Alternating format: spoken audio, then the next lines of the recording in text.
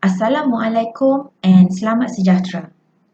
In the past 2 weeks, you had learned about single-phase uncontrolled rectifiers with resistive and inductive loads. This time, you will apply all the knowledge gained from the previous topics to understand the operation of single-phase fully controlled rectifiers. As mentioned in the previous videos, the only difference in the circuit topology of both rectifiers is the type of power switches.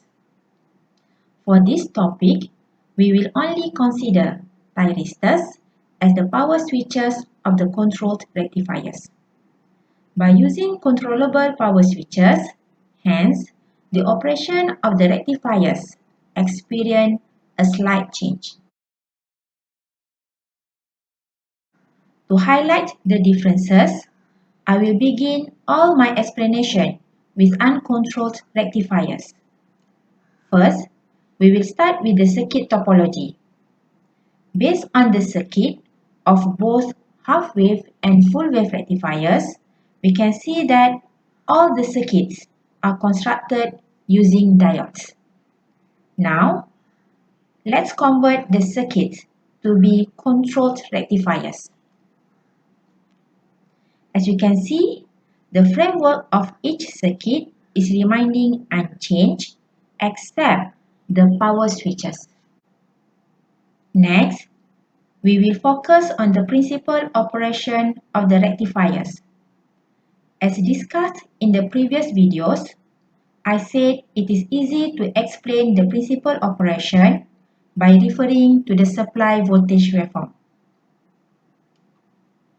As you know, during the positive half cycle, diode D in the half wave, diode D1 and D2 in the bridge, and diode D1 in the split supply rectifiers are forward biased.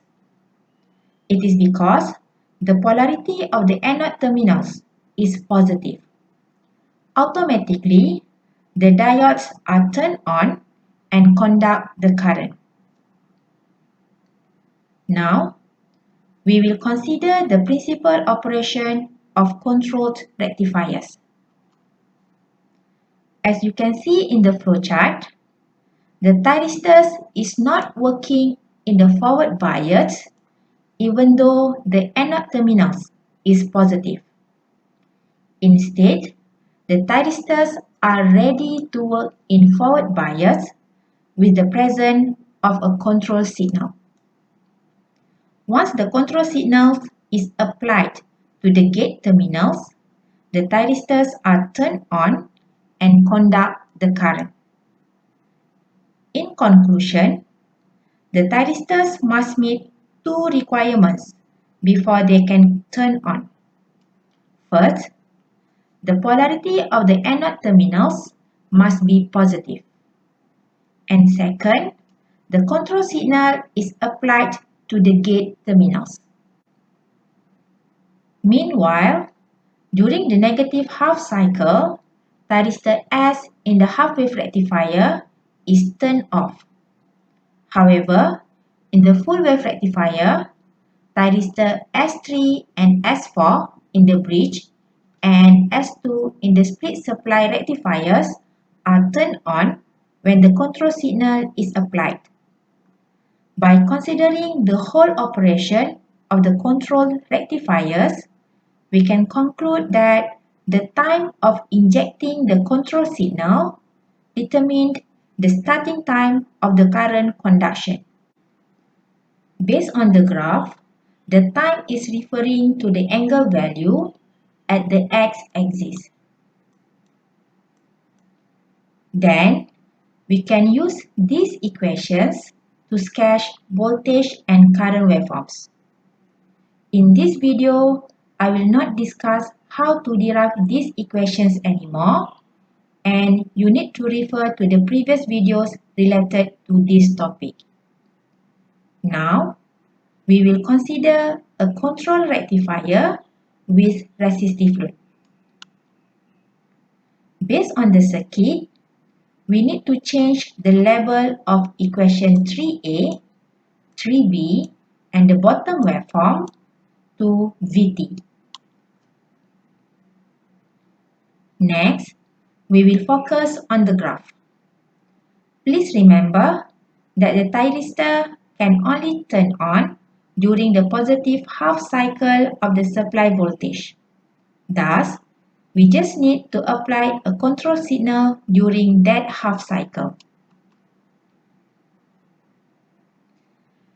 Since the thyristor is a current control device, hence, the control signal is in the form of a current pulse, and it is injected at omega t equals to alpha. The alpha is known as firing angle, and it indicates the starting time of the current conduction. Based on the angle value, we need to adjust the conduction range as follows. As a result, the conduction range of the thyristor is shorter than the diode in the uncontrolled rectifier, and subsequently, it reduces the conduction angle of the thyristor. Furthermore, due to the new conduction range, these equations are only valid when the omega t is in between alpha to pi. Because of that, we must consider the operation of the rectifier before the firing angle. Since the rectifier is turned off before alpha, hence we can remove the thyristor from the circuit. And we can have these equations by analyzing the circuit. Based on these voltage and current equations, we can see that we need to chop the output voltage and the output current waveform before alpha.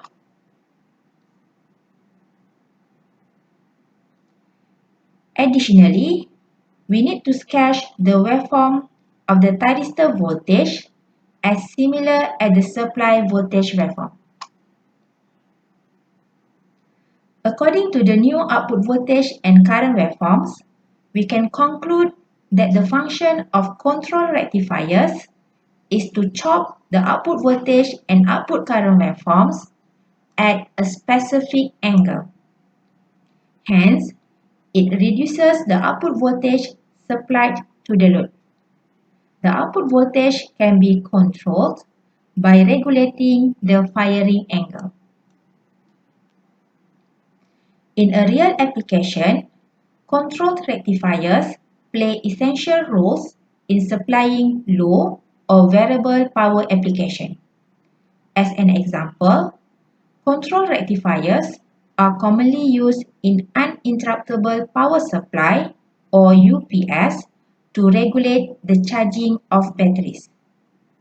And if you want the rectifiers to operate at maximum condition, we must set the firing angle equal to 0.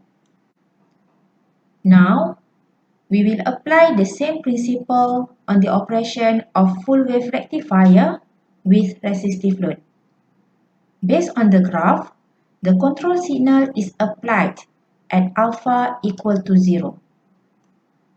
Furthermore, since the rectifier can conduct current in both positive and negative half cycles of the supply voltage, thus, we need to apply the control signal for every half cycle or 180 degrees.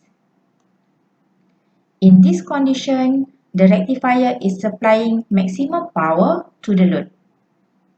As you can see, all voltage and current waveforms are similar to the voltage and current waveforms of uncontrolled rectifier with resistive load.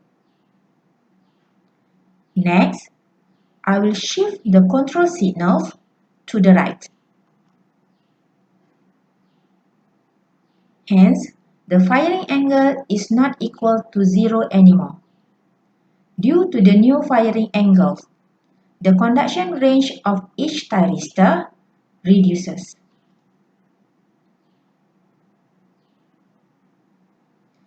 As discussed earlier, all voltage and current waveforms except the supply voltage will be chopped before the control signals.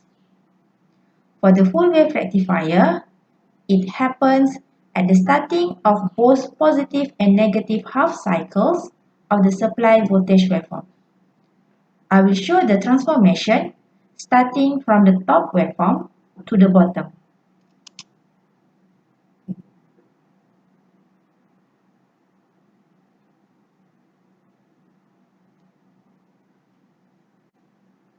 Based on the graph, I tabulate the conduction range and the conduction angle of each thyristor in this table. For waveform analysis, we will focus on the average and RMS output voltages, ripple factor, and rectification ratio of the rectifiers. As usual, I will start with the waveforms and equations of a single-phase uncontrolled half-wave rectifier with resistive load. Now, I will change the waveforms based on the operation of a controlled rectifier. Based on the new output voltage waveform, the voltage equations will change as follows. As we can see, the integral range has changed the starting angle from 0 to alpha. Next, let's compare these voltage equations to the voltage equation of uncontrolled rectifier. From both equations, we can see that the firing angle has caused the average and RMS output voltages of the control rectifiers lower than the uncontrolled rectifier. Thus, these equations have verified the function of controlled rectifiers. Lastly, I will compare the ripple factor and the rectification ratio of both rectifiers. The left side is referring to the control rectifier, while the right side is referring to the uncontrolled rectifier. By considering Vm equal to 1 volt and alpha equal to 30 degrees, we can see that the control rectifier has lower performance than the uncontrolled rectifier due to the firing angle.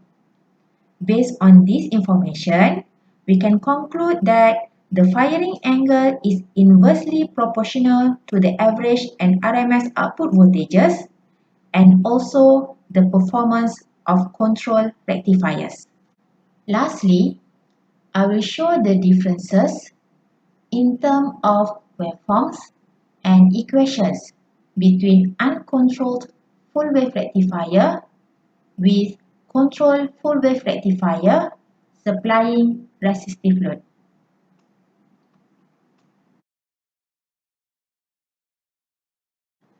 I will end this video with this example question. Based on the statement, we need to use this information to find the ripple factor, the input power factor, and the control signal if the rectifier uses IGBT as the power switch. First, I will focus on the ripple factor.